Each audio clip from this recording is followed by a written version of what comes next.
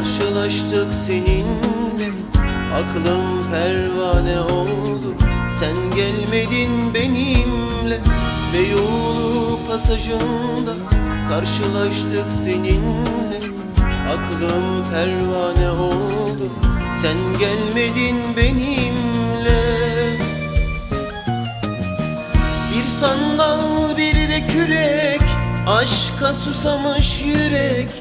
Şimdi bir de sen lazım, teninle kokun gerek. İstanbul bile ağladı adını sayıklarken. Umutlar yelken açtı ben sigara yakarken. Sokaklar aşka tutsak, bu şehirde sen varken. Bir canda iki beden, biri sen biri de ben. İstanbul bile ağladı adını sayıklarken. Umutlar yelken açtı ben sigara yakarken. Sokaklar aşka tutsak, bu şehirde sen varken. Bir canda iki beden, biri sen biri de ben.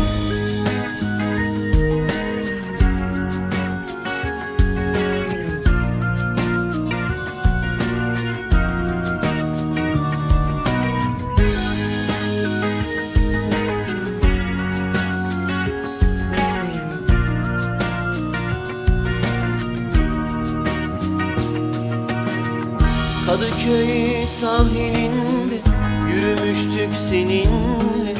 Bir pazar sabahıydı, unutmadım yeminle. Kadıköy sahilinde yürümüştük seninle. Bir pazar sabahıydı, unutmadım yeminle. Bir sandal bir de kürek, aşka susamış yürek.